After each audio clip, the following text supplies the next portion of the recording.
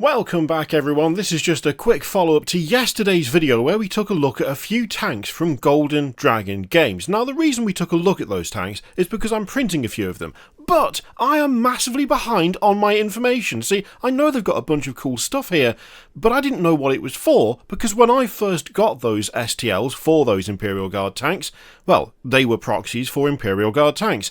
That's not how things are anymore. These are not for proxy purposes. You can use them for proxy purposes, and of course when it comes to things like this, the M82A1 Kodiak super heavy tank, obviously good fit for a Baneblade, we'll come back to that in a second, and then we've got things like the M40 Sherman battle tank, again, good fit for a Lehman Russ. That was the initial purpose, but it's not the official purpose no more, because I didn't realise that Golden Dragon Games have in fact got their own game. So they have Marcher Empires at War, which is an alternate history sci-fi war game set in an alternate version of the early 20th century. And I had no idea. I genuinely didn't. So I didn't realise that these things that used to be proxies, I mean in the case of the United States stuff here, they originally had a different name when I first came across them. They are part of Marcher.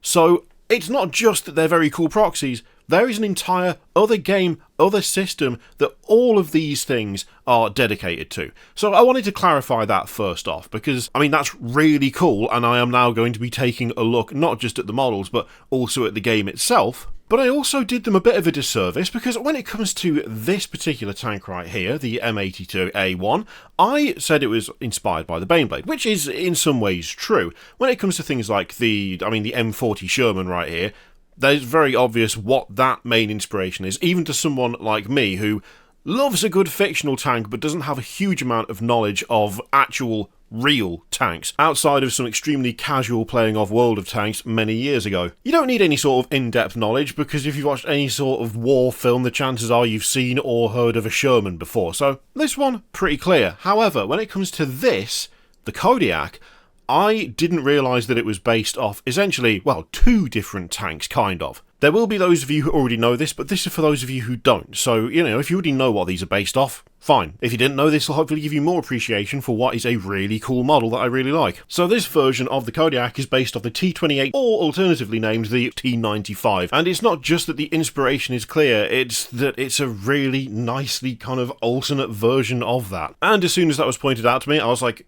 clearly, yeah, no, that's absolutely, you can see it. You can really see it. They are taking very, very clear real-world inspiration and making it a bit more sci-fi, which just makes it even cooler, if anything. The other thing is that the turret on this version of the Kodiak is based off the T29E3, which again, I wouldn't have known, but it is absolutely recognisable right there. Again, these are just things that I discovered yesterday through comments, through discussions on Discord, and yeah, I just wanted to do a follow-up, just a little update, because I feel like the appreciation for these really cool STLs, these really cool vehicles, has got deeper since yesterday's video, from finding out that A, full game to go along with them, not just proxies, B, that there's probably a massive amount of rabbit hole to go down, because I'm sure if these have got these direct inspirations that are easily traceable, then everything else they've done probably does as well.